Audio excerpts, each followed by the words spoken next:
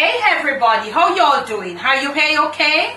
In your neck When we dry them up, too cold. Now go too deep, you know. Yeah, you have to watch Joe, you know. Our troops, see there? Apple cider vinegar and our troops. Come up right, make them get saturated in the gravy and all of that.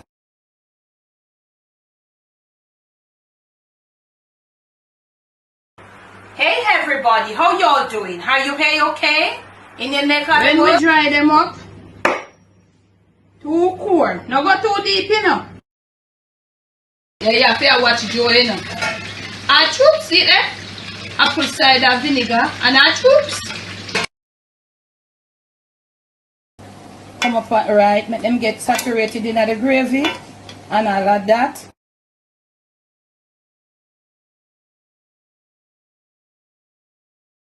On today's episode of the Jamaican cooking journey, I'll be sharing with you a very simple video, maybe one that you have all done, or it's a little tutorial that you have probably tried, you have never tried it, you don't know about it. I'm just going to be sharing with you how to roast a ripe plantain on your stovetop. You might want to consider doing it in your oven, but roasting on the stovetop, yeah, it's always better for me. So I'm going to use oil paper.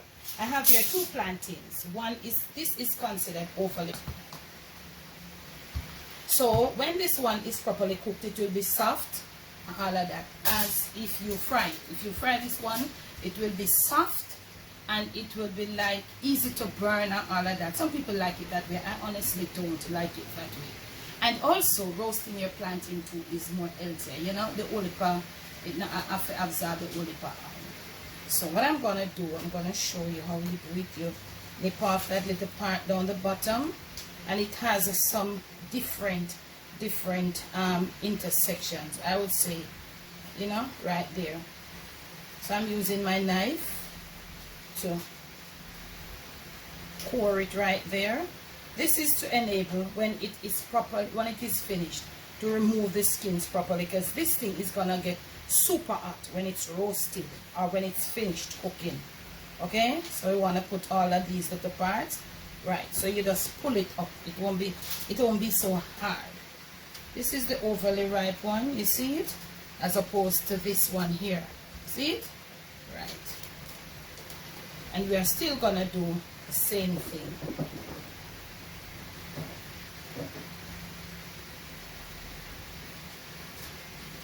I have my door open, family to the back, because this heat is like super. I think I've done every part, you see. So remember, I've given you the tutorial to roast your breadfruit with your foil wrap on your stove top. And I'm going to leave the link that you can go watch it.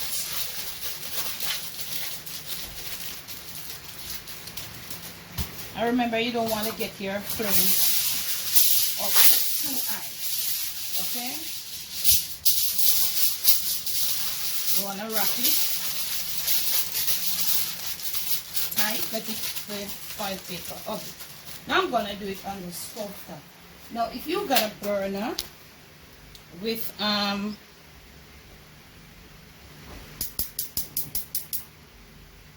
stove with a burner like this, you can use it. If not, you can just use any one of your regular burners. And I know people are gonna ask, how do I do this on my electric range? I think you could just do it the same, or if you have, so I'm gonna put it like this. Remember, you're gonna have to come and to turn it. You can easily well know which one. This is the one that is overripe, it's softer, and this is the firmer. And we want to get to one. Right, so we have our flame down like this, and we are going to come turn it from side to side. When it's properly done, we are going to run a knife through it just like we do the breadfruit. Another option for you on how to do your ripe plantain. We'll come back when they are ready to be turned. So I would say they're on this side for about 20 minutes now. So I'm gonna turn it. I'm gonna turn them rather. So you wanna try, family, not to use your hand to do this. Remember, the breadfruit is different. The breadfruit can be pretty hot too, but this has more heat because the plantain has sugar in there. They are right, so the sweetness of them come up now. So you don't want to test this with your bare hands or even gloves. You want to use a tongue. This is where all the tonguey people come in that loves to use the tongue. That's what you want to do it right now with the tongue, right? So what I'm trying to do is trying to feel the tongue, the softness of them. That will help you too. So I've gone 20 minutes on this side on the low. You don't want to do it too high. Like that. So we're going to give it 20 more minutes on the other side. And in the background there, no, rain is not falling. It's my fan. It's really hot. So I'm using a fan to cool down the kitchen. So we're going to leave it for 20 more minutes. Remember, you know, we have to check around the parts here. So when we come back, we're going to use our knife to test as we do with the breadfruit. So now, fam, we're going to do a test as with our breadfruit.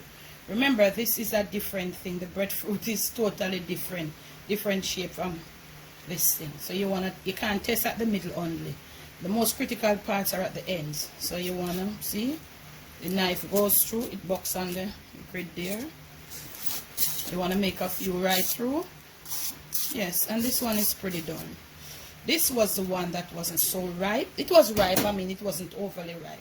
So you want to test right here. See the knife, it gives a little...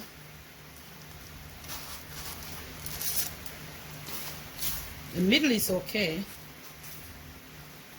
Okay. So you'll test. This one is finished. It is... So you want to get this one. Right there. This part down here is a bit... Like a bit... So we're going to test. Yes. We're going to leave it because remember, this would have happened. Would have been expected because this was firmer.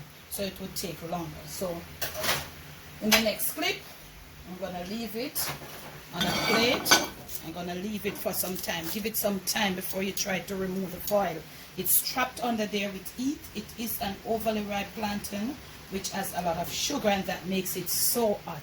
So in the next clip, when we return, you'll see me have this all ready, and then we will open them out. They should be cool. We'll give them some time to cool. So I would say 40 minutes, 45 minutes. Does this have to stay a little? If you're doing like this, just regular ripe, I would say 45 minutes, turning from side to side. This overly ripe one, 40. Okay, now family, so this is the overripe one, or the overly ripe one. Remember, I did core. You saw me there. Or I cored. So you see, it's easier when you make the core at different intervals. And remember, you know, this would be the overripe one. When you fry it in the pot, it gets so soft and it's sweet. A lot of people like it that way, but I am not a fan of it that way when it's so ripe. There is also some little strips here that you want to remove, because we couldn't have removed them before. Never try to serve your plantain with these, okay? These are to be removed. So you see what I'm talking about now? So we're going to remove the rest of these skins, and we're going to come back, slice it up, and show you what it looks like. So you can really cut off right there. You see how soft it is? You see how soft? It's overly ripe right there.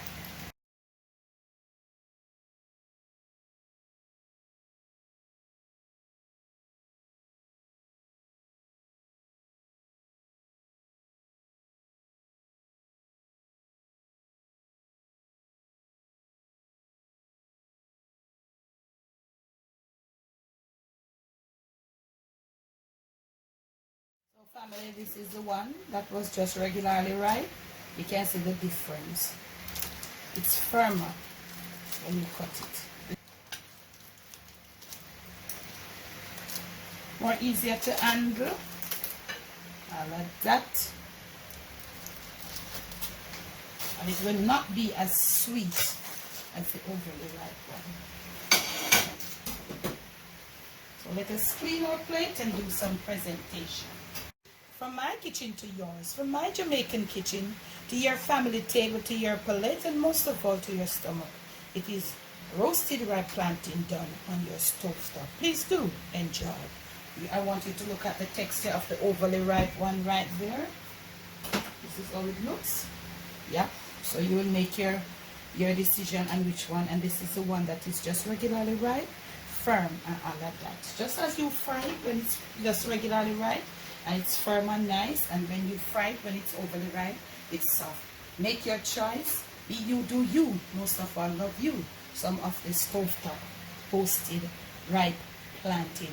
All my info, all my PayPal, my Zelle, Cash App, and all of those things, they will be in the description of the video. We have revamped our merch store family, and we have some new merch. You want to go check us out. Remember to support my Patreon also. My Patreon link will be